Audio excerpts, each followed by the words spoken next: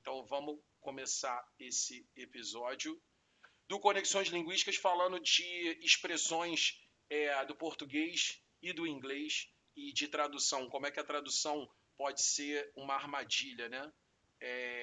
Eu sou o professor Antônio Castro e nosso amigo aqui, Daniel Costanzo, vai falar comigo. De onde, Daniel? Fala para mim um pouquinho de você. Eu sou de Nova York.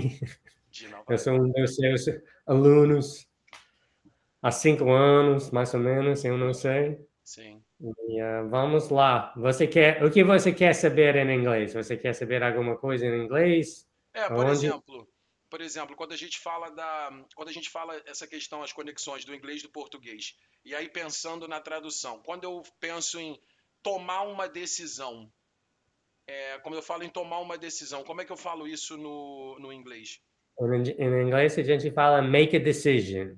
Exatamente, make a decision. E aí, então se a gente for traduzir do português para o inglês, vai rolar uma confusão, né? Eu não sei, mas eu aprendi a tomar uma decisão e eu aceitei que você fala tomar em vez de fazer. Em inglês, você tem que fazer uma decisão. E vocês falam, você tem que tomar uma decisão. Isso foi complicado para você quando você estava no processo inicial de aprendizagem do português? Você tentava fazer essas traduções? Ou você foi buscar saber?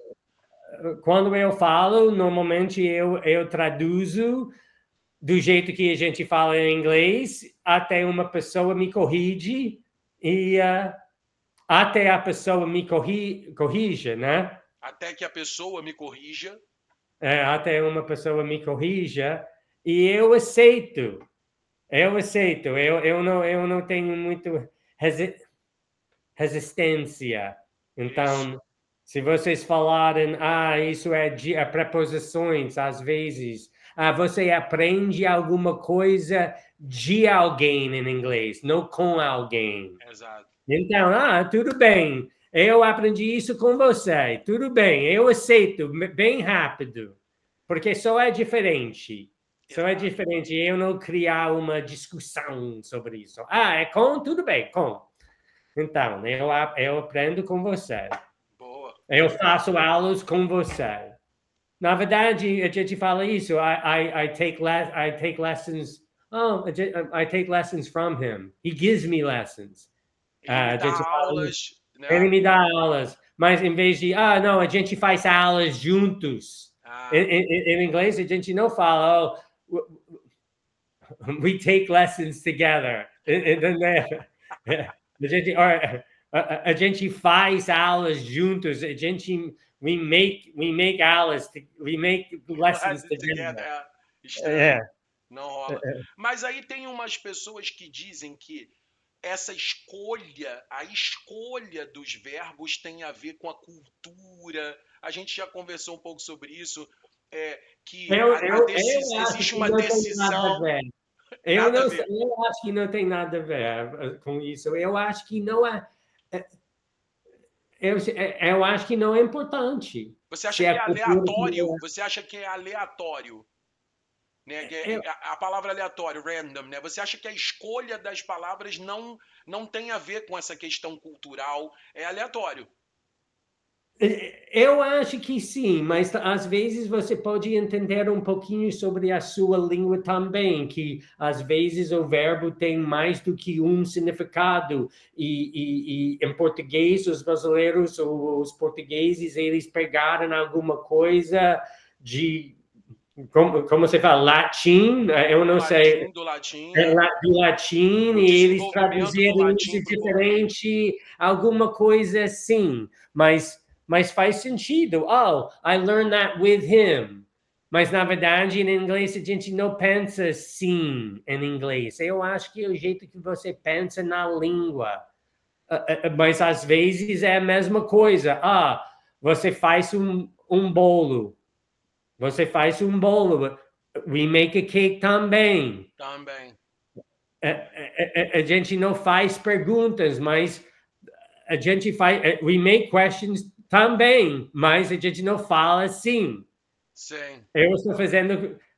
perguntas com você, mas a gente não fala. Eu já fiz e agora eu estou pedindo, porque a gente pede questões, né? Ou pede perguntas, pede questões. Exatamente. A gente pergunta que vocês perguntam questões, nós fazemos perguntas. Eu acho que só é outra perspectiva de se expressar. É só um jeito diferente de se expressar que tem o mesmo significado. Só para situar quem está ouvindo, quem está vendo, porque algumas pessoas dizem que então make, por exemplo, quando no inglês você vai usar make, é porque na cultura americana tem todo um peso cultural que vai fazer você, que fez com que aquela... Não é isso, né? Esse é um pensamento demais. Porque vocês construir, a gente make, às vezes, a língua inglesa é mais simples às vezes e a gente tem um verbo que tem vários significados. Sim. To get. Sim, to get. I got it. Entendi. Sim. I got it. No, but I got it. Eu tenho. I got it. Sim, e no próprio português, o professor pode falar para você, cara, e aí, pegou? Pegou? Eu peguei. Peguei. Exatamente. Eu peguei. Mas eu acho que assim, é mais sobre a língua do que a cultura. Sim, exatamente. A cultura vai influenciar, obviamente influenciou na construção das expressões, mas não determina, né? Não vai determinar, né? Não vai dizer que ela foi feita, ela foi criada porque tem toda uma história por trás. Porque a gente fala isso, I married her. E vocês falam, eu casei com ela. Isso. Eu me casei com ela. Sim. E às vezes é mais reflexivo, e em português é ênfase em flexível, que em inglês a gente não fala muito reflexivo. Sim. Eu me dediquei. Isso. In English, it's I dedicated myself. I dedicated to that. Or I dedicated myself. A gente fala myself depois, isso é eu me dediquei.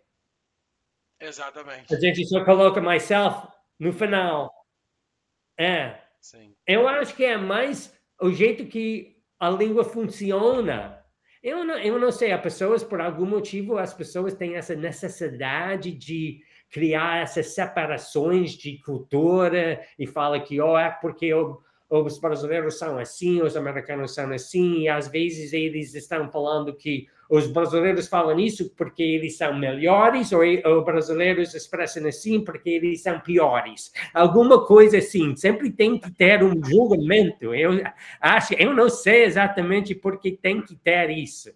Sim, as pessoas especulam e criam teorias, mas obviamente nós temos os estudos linguísticos que mostram, como você falou, né? O português vem do latim, né? O inglês já é uma língua saxônica, né? Anglo-saxã, o desenvolvimento das línguas é diferente, a influência das fronteiras é diferente. Então, existem os estudos linguísticos que vão falar do desenvolvimento, mas as pessoas no dia a dia vão sempre tentar especular coisas, né? Coisas que a gente não entende profundamente, mas a gente começa a pensar, será que eles escolheram make em vez de take?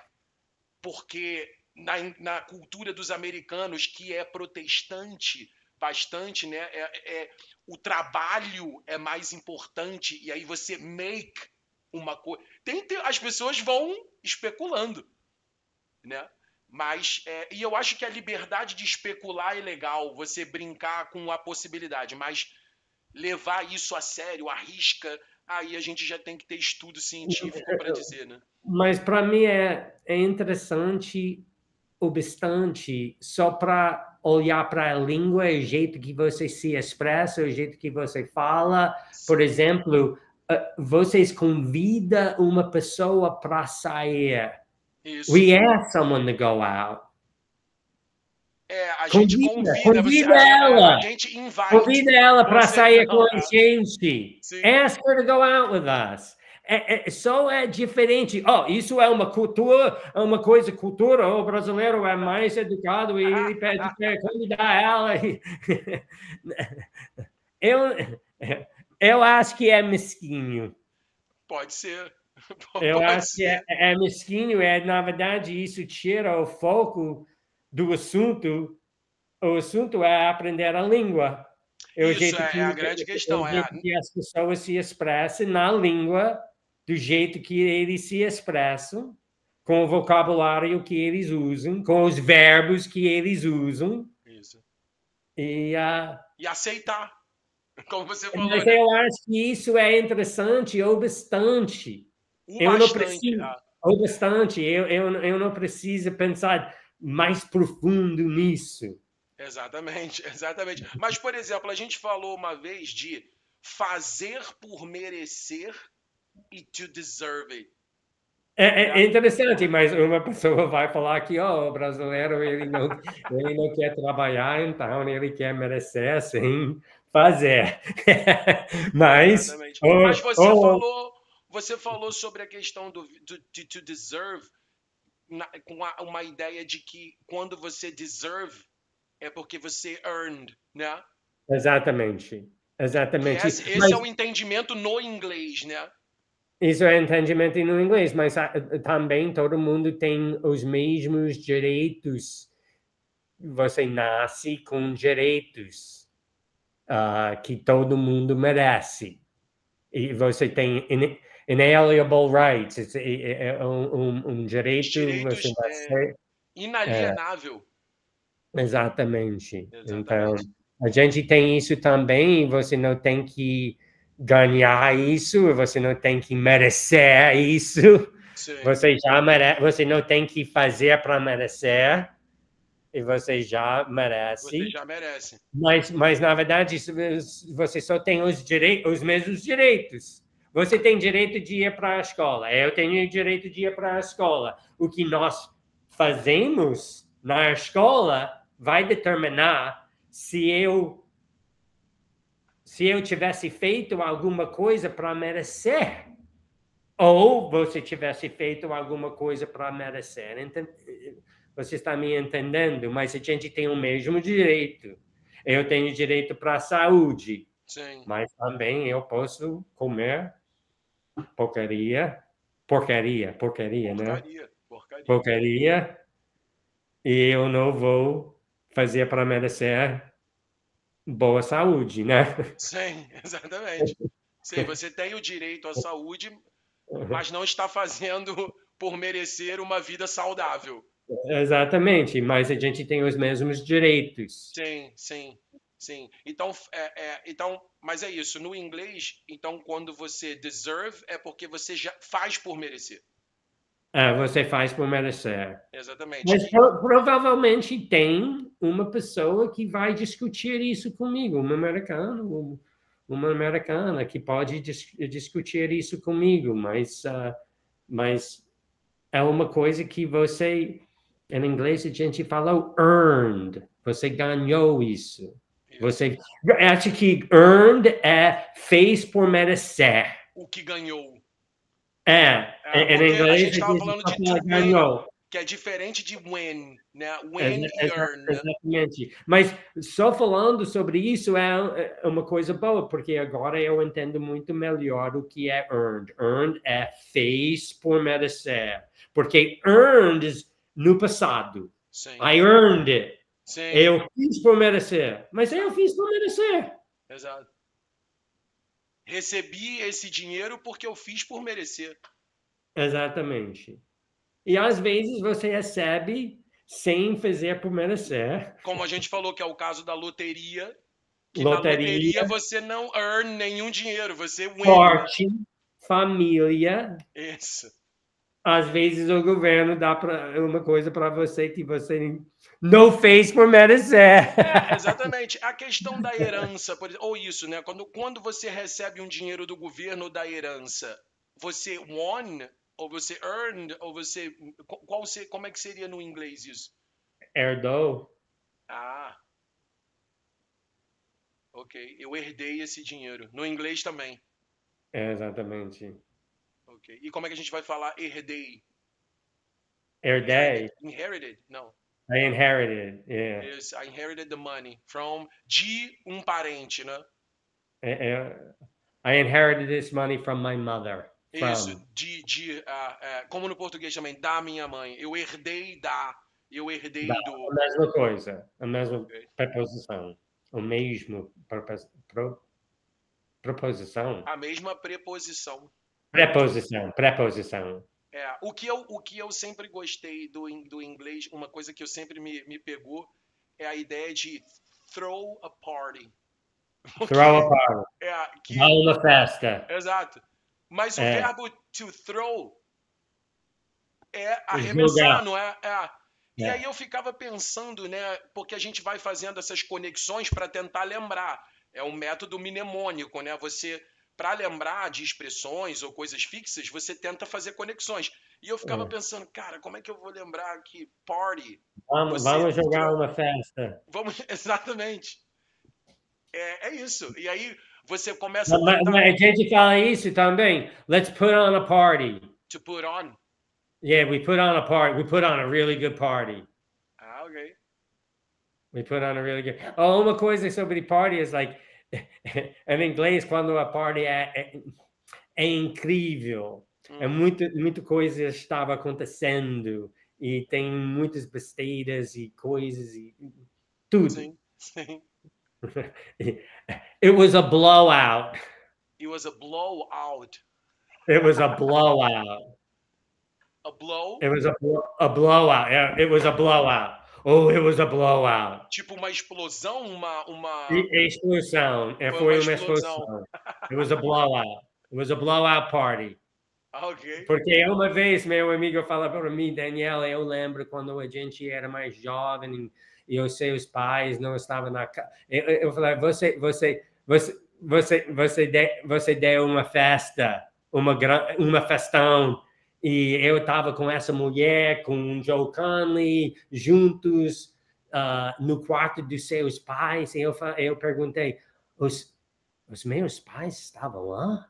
E ele falou, não, eles estavam de longe. It was a blowout. Nossa, isso me fez pensar no MC Kevinho. Olha a explosão. É isso. A mesma coisa do que Giovanna na Verdade Secretas, aquela festão que ela deu. Aquele festão. Aquele festão. Por que aquele? Porque é o festão. O festão. Mas festa é Na hora feminino. de jogar para o aumentativo, ficou a festa, o festão. Pô, Mas foi um festão. Mas mulherão. Então, você não fala uma mulherão, você fala um mulherão. Você vai falar, Mulherão. ela é um mulherão. Ok. O aumentativo, nesse caso, vai jogar para o masculino. Eu sempre tive dúvidas sobre isso. Exatamente. Tanto que a gente usa no feminino uma palavra festança. Uma festança. Uma festança. É, Foi uma festança. foi uma festança, meu amigo. Foi uma festança. É isso, é isso. Então, essa conexão eu acho muito Isso bom. é quando as paredes estão mexendo. Tremendo. Tremendo. É tremendo, é assim. Tremendo, vocês falariam o quê? Trembling? Não. Trembling é tremendo, mas a gente fala shaking. Shaking. Com som. Com som É. seria shaking, né? É. Sim, parede tremendo, o teto quase caindo. É festança. É festança. É. Sim. Mas é isso, essas conexões do português e inglês, eu acho que elas ajudam. A brincadeira ajuda, mas pode atrapalhar também. Né? Eu tive um aluno, como eu falei para você, que ele só conseguia trabalhar com o português relacionando ao inglês. Então, em muitas situações, ele não conseguia. Por exemplo, ele tinha muita dificuldade com ele tem feito. Porque ele pensava, he has done. Ele E aí eu está, falava, cara, não. ele, É o has é, been doing. É o has é, been doing. Mas se você vai literalmente, você não vai ele tem pegar. feito. Você não vai pegar. Mas algumas coisas você pode usar a sua língua materna e Isso, às vezes você tem que esquecer. E às sim. vezes só tem isso. Saudades. Não é a mesma coisa em inglês. I miss you. Eu tenho saudades. Que saudades. É um pouquinho diferente. Um Sinto. pouquinho. Às vezes não tem tradução. Às vezes não. É raramente, mas de vez em quando não tem uma tradução. Mas, na verdade, tenho feito. Tem uma. I have been Doing, exatamente. doing. I've been working lately. What have you not? I've been working. Eu tenho trabalhado muito ultimamente. Isso. Mas se você vai... Tem uma tradução, mas o jeito que você fala, você aceita, não é muito difícil. Não é. Não é. É só que se você automatizou a sua cabeça para traduzir do português para o inglês, você vai cair nesse problema do tenho trabalhado. Have worked. Não. I have worked eu trabalhei. Aí eu tentava passar isso para ele. Cara, não. O have worked é o present perfect. Ele vai se referir a um passado simples. Mas ele vinha na tradução. Então a tradução ela é para ser uma brincadeira, ela é para ser uma investigação, ela é para ser um jogo. Ela não pode ser literal, porque em vários momentos vai dar problema, ainda mais línguas que são de diferentes raízes. Não é? O inglês e o português. Entre o espanhol e o português, você consegue fazer muita associação. Francês, italiano. Agora, inglês e português é outra coisa. Acho que vendo trabalhando é mais como have been em inglês. Venho trabalhando, eu venho trabalhando. Eu venho trabalhando. Isso. Pode ser. Porque, mas tem trabalhado, isso é uma coisa que eu peguei anos e anos e anos atrás, e eu aceitei e eu uso sempre.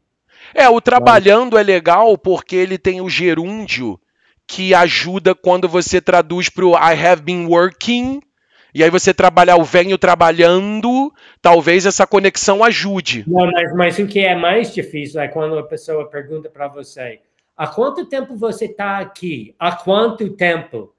Eu tenho estado aqui. Em inglês, isso é literalmente. Isso eu tenho estado aqui. Mas ninguém vai se comunicar assim, né? As pessoas vão falar, eu estou aqui faz tanto tempo. Eu estou aqui há 5 anos. Isso. Mas isso eu acho que ainda mais difícil para estrangeiro do que tenho trabalhado. Porque você quer usar isso, eu tenho estado aqui 5 anos. Isso é uma tradução literal. Exatamente. Usando a sua língua também. Usando o português. Mas não é assim, é a. O tenho estado aqui faz 5 anos já, por exemplo, não é natural. Não é natural ninguém, por exemplo, uma pessoa que veio de São Paulo para o Rio de Janeiro há 5 anos, ela não vai falar, eu tenho estado no Rio de Janeiro há 5 anos, não. Ela vai falar, não, eu moro no Rio há 5 anos, eu tô aqui. Talvez ela diga, eu tenho vivido aqui, eu tenho vivido, mas o tenho estado, o verbo estar... Ou faz. Isso, faz, ou tem. Tem 5 anos que eu moro aqui. Tem 5 anos. Tem 5 anos. Faz 5 anos que Isso. eu estou aqui. Isso. Então, os compostos, na verdade, qualquer formação verbal, qualquer construção verbal que a gente possa diminuir o peso dela para o gasto de energia no cotidiano ser menor, eu acho que isso vai acontecer. É uma tendência. Então, eu tenho estado, não, eu tô aqui, eu moro aqui, eu vivo aqui. Eu estou aqui. Exatamente. E você tem estudado português? Já faz quanto tempo que você vem estudando português? Venho estudando português. 8 anos? Mais do que eu quero admitir. Mais do que eu quero admitir. 10 anos. Porque na verdade a gente se conheceu antes da pandemia. Antes da pandemia. Você se lembra disso? Foi antes da pandemia. E pelo menos Pelo menos uns 2 anos, Não, você sabe que você era o substituto da Sônia uma vez no turno que eu estava, que participava. Isso foi 2017, 18, alguma coisa assim. Então, assim, faz mais de 6 anos. Eu acho que isso foi quase 10 anos atrás. É verdade. É verdade. Na verdade, eu entrei na Caminhos mesmo, eu comecei a trabalhar lá, naquela escola, em 2014. Então, esse ano completaria 10 anos exatos, né? Então, eu acho que a gente se conheceu por ali, 2015, no máximo 2016. Então, você já tem pelo menos uns 8, 9 anos aí de estrada de português. Eu acho que 2014, alguma coisa assim, porque acho que já tinha Dilma. Opa! Sim. Eu acho que sim. Eu acho que sim. Na verdade, a Dilma sai em 2016, né? Na metade do segundo mandato dela. Então, 2014, se eu não me engano, foi o último ano do primeiro mandato dela. E aí... Não, é bem interessante, porque você acha que... Porque leva... Por algum motivo, para mim, demorou tempo para falar mais ou menos fluente. Sim.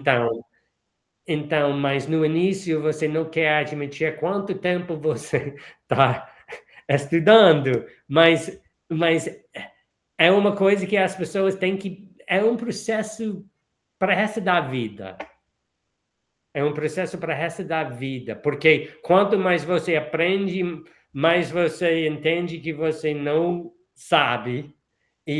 Como diria Sócrates, Você tem que voltar para o início para aprender as coisas básicas que você não sabia e você achava que você sabia. E é assim, aos poucos. E compreensão também. Às vezes eu acho, não, eu entendo 100%, mas de vez em quando eu estou assistindo um seriado que eu já vi algumas vezes, eu pego coisas, isso. Porque tem muita coisa, você vai aprender inversões, você vai aprender elementos que o professor na sala de aula colocou para você de uma forma, mas na verdade existem 2 formas, 3 formas de você posicionar o elemento na frase, a sintaxe. Então, é como você falou, a cada novo retorno você vai pegando coisas que você não conseguiu colocar tudo na mochila de uma vez. É impossível. Então, como você falou, é um retorno. A vida inteira, para uma língua que não é a sua nativa, é um retorno. A menos que você vá morar no país, que aí, realmente, você vai se encher daquela língua todos os dias, o tempo inteiro, você vai atingir um nível de compreensão, de vivência. Se você tem uma vida em português, porque eu conheço americanos e outros estrangeiros que ficam no Brasil há 20 anos e falam muito pior do que eu. Com certeza. O isolamento numa comunidade... A maioria. A maioria, é verdade. E eu conheço brasileiros que moram nos Estados Unidos há muito tempo que não falam inglês muito, muito bem. Exato. Só porque você está no país não significa nada, na verdade. Você tem todas as oportunidades, você tem todos os direitos, mas você não fez por merecer ainda, né? Sim, exatamente. Não. Se você tem uma vida em português, se você vai à padaria, se você conversa com o atendente, ou com a Ruth do jornaleiro, ou se você... ou com o cara da barraca. Você faz aulas, você tem amigos, você namora, você tem amigos. Não sim. falam inglês com você. Isso. Você não tem um grupo de gringos na sua vida também. Ou uma família, que também acontece muito da pessoa ter uma família. A sua família todo dia. Uhum. Ou você não está trabalhando na sua língua nativa também. Isso eu acho que é a coisa que me impediu, a coisa que mais me pediu a aprender português é meu trabalho. Porque eu tenho que voltar para meu trabalho na minha língua para ganhar a vida. Isso. Isso é a mesma coisa. Isso a gente fala to make a living, para ganhar a vida. É, para ganhar um jeito de viver, para make a living. É isso aí. É isso aí. Esse retorno complica, e o quanto você mergulha nisso, e o quanto você está afastado do cotidiano do português, mas você, por exemplo, é um cara que está sempre se cercando de português, né? Então você mantém o nível mesmo estando fora do Brasil, porque você, como falou, vive uma vida em português, né? E eu percebo que quando o estrangeiro não é falante de inglês, ele aprende mais rápido. Por exemplo, os russos. Porque no Rio de Janeiro você não vai falar russo com ninguém. Então, ou você aprende português, ou vai ser problema. Ou você morre. Pior que literalmente é possível. Né? É interessante, porque no início eu estava aprendendo português para sobreviver.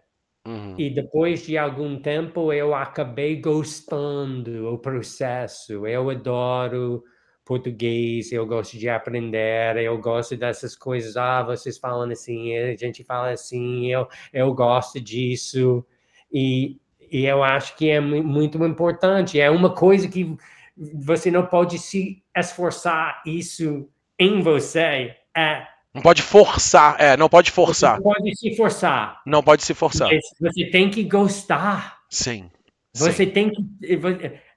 É um paixão. Exatamente. Tem que ser. Sim. Para mim, talvez tenha pessoas que podem fazer isso sem paixão. Eu não sou um. Tem um aprendizado mais lento, né? E às vezes a gente vê isso, quando o aluno diz que quer aprender, mas ele é completamente desconectado dessa vontade. Na verdade, ele só diz que quer aprender, mas ele não tem essa vontade, ele não vai buscar material, ele não vai se interessar por uma novela, um seriado, um filme, ele não escuta música, ele não quer... E aí você está lutando contra alguém que está pagando, mas não está fazendo por merecer. É isso. Mas é interessante porque no início eu queria aprender português para me comunicar com os brasileiros e fazer amizades com pessoas e ter uma namorada brasileira e tudo isso. Mas no início eu não tinha a mesma paixão que eu tenho agora. Uhum. Eu desenvolvi isso aconteceu sem querer. Aham. E isso é a única coisa que eu sei que eu vou continuar a fazer isso até o fim, mas só porque é uma paixão que aconteceu. Exatamente. Só aconteceu. Em inglês a gente tem essa expressão. Eu acho que em português tem a mesma coisa. I was bit by the bug. Eu fui mordido pelo inseto, mordida de... a gente tem, inclusive, mordida de amor, ok. Fui picado, eu fui picado pelo inseto, alguma coisa assim, e isso aconteceu, e é muito mais do que uma mulher, a praia, a cultura brasileira. Na verdade, eu acho que se eu nunca voltasse para o Brasil, eu ainda continuaria aprendendo português. Porque foi uma situação com a língua, né? Se eu for lá, se eu morar lá, eu vou aprender. Não. Já começa antes, filho. Não precisa. É legal, é sempre legal estar dentro da cultura e aprender a língua através da experiência. Mas não é determinante. Não é determinante. Não é. É determinante. Não. Com certeza não. Principalmente hoje em dia, porque você está no Brasil, eu estou nos Estados Unidos, a gente está fazendo uma aula, a gente está aprendendo juntos, e isso tudo está acontecendo sem eu estou no Brasil. Sem eu, infinitivo. Sem eu estar? Isso. Por causa do sem. Sem eu estar no Brasil. Exatamente. É estranho, pode parecer estranho, mas com a preposição, depois de preposição, o verbo imediatamente vai ser infinitivo. É interessante, porque sem, às vezes, eu não penso que é preposição. Sem eu estar, ou sem que eu esteja. Mas aí, sem que eu esteja, é uma construção que ninguém vai pro isso naturalmente. Mas é bonito, né? Não, é considerado. Se alguém chega falando sem que eu esteja. Quem que eu esteja no Brasil. Eu gosto disso ainda mais. Né? Sem que eu esteja no Brasil. Estamos aprendendo sem que eu esteja no Brasil. Eu estou aprendendo. E às vezes eu aprendo.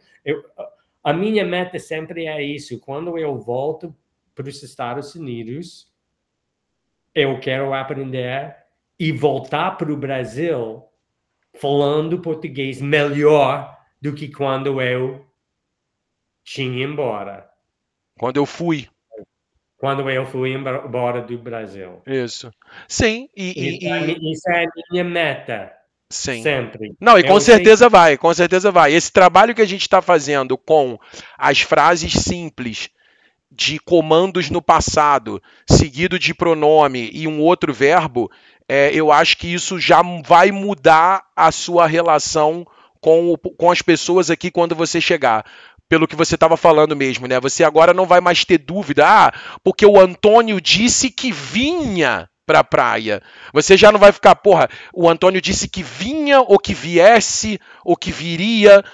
Então, isso já muda bastante a relação com as pessoas e como elas... o Daniel tá... Mas isso é interessante, porque ninguém disse que isso seria fácil. Sim. Ou ia ser fácil, porque é isso, a gente pega o futuro do pretérito, é isso que você falou, ninguém disse que isso seria fácil. Mas aí... no uso da língua se convencionou usar o imperfeito. Ninguém disse que isso ia ser fácil. Ia ser fácil. Ou ninguém disse que isso era fácil. Ou ninguém disse que isso vinha facilmente, né? Exatamente. Ou viria. Uma coisa que eu tenho que lembrar, às vezes, eu lembro no início da minha aprendizagem do português, é que, nossa, porque eu não sei disso? Eu pensei, nossa, se eu falasse a língua, eu não teria estudar. Eu não teria que estudar, exato. Então, eu não teria que estudar. E aí você perderia o que teoricamente... Na verdade, o que praticamente é o mais divertido, que é o processo de aprender. É doloroso? Mas é o divertido, é aprender. Na verdade, quando você me corrigiu com essa teoria aqui, isso doeu. Isso dói. Mas ninguém quer viver Matrix, né? Você bota um tubo aqui e em 5 segundos você aprendeu tudo. Chato. Não, mas isso doeu quando você me corrigiu, ainda quando eu cometo. Então, em inglês, a gente faz erros. A gente faz erros, sim. A gente faz erros. Em português, a gente comete. A gente comete erro. A gente comete. É uma coisa mais... você comete erro. I commit errors. Isso, é como cometer um crime. Né? Esse verbo, ele não é usado muito, né? Então, mas você tem cometer um erro, cometer um crime. Committed a crime. Sim, em inglês também é commit a crime, exatamente. Mas você não commit a mistake. Não.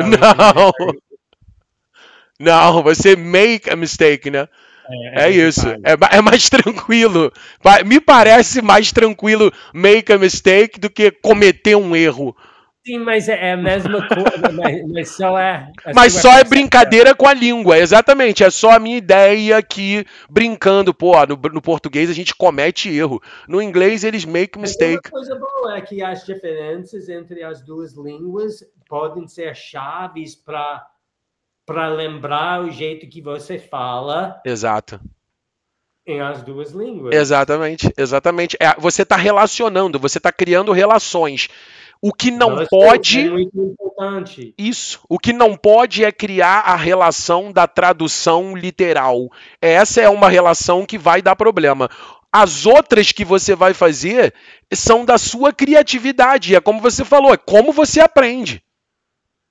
Se você consegue relacionar... A gente não se preocupa com alguém. Não. A gente se preocupa sobre, né? Sobre alguém. I'm worried about him. Isso. Don't worry about me. Isso. Não se preocupa. Não se preocupa comigo. Comigo, exatamente. Não se preocupa sobre mim. Não funciona. Não funciona. Não se preocupa comigo. Exatamente. Então, essa frase foi muito difícil. Você não tem nada com que se preocupar. Isso. Em inglês, you have nothing to worry about. Você não tem nada sobre o que se preocupar. Mas na verdade a gente coloca a preposição no final. Exatamente. Isso. Eu já percebi essa coisa às vezes do to no final. Tipo, where are you going to? Não é? E o to vai... Where are you going to? Não? Yeah, where are you going to? And in Portuguese, to where are you going? Exatamente. Aonde você vai? Onde você vai? E no inglês não é legal, né? Você jogar a preposição no início, né? Não, mas é errado. Exato. Não é legal você falar to where. Não, é where are you going to, né? To where are you going? É estranho. To where are you going? Aonde? I don't know. Agora eu não sei. Mas a gente fala, where are you going? Where are you going? Sem a preposição. Sim. Where are you going? Exato. Sim. Where are you going to? Não precisa de to. Where are you going? Sim. Where do you think you're going? Exato. Where do you think you're going? Exatamente. One second. Sim. Hey, Chad, what's happening? All right. Can you give me 15? Let's do 12:30. Okay. All right. Sounds good. All right. Bye-bye. Boa. Essa aqui eu tenho mais um programa para fazer também. Esse aí eu vou botar no off. Eu vou botar em cinza. Eu vou botar em cinza ali no meio do vídeo. Então, é isso. Eu acho que essas brincadeiras são legais. Quando o brasileiro está aprendendo inglês, ele também tenta traduzir as preposições. Aí ele vai falar, I'm not worried with you. E aí você corrige. Esse, não, cara, calma. E aí vai criando a relação e a pessoa vai aprendendo através dos erros. O brasileiro tem que entender que o erro de desenvolvimento é muito importante. Você tem que errar. Se você não errar, você não está aprendendo. Você não está aprendendo mais. Exato, você está parado, você está estagnado num ponto. E aí tem que sair para dor. É como musculação. Vai doer, vai ficar dolorido, não vai dormir direito, mas é isso, a vida tem que mudar. Foi um prazer encontrar você mais uma vez. A gente, no fim de semana que vem, se encontra de novo para mais aula de português. Foi um grande prazer. Então, até sábado. Tchau, querido. Valeu. Para você também.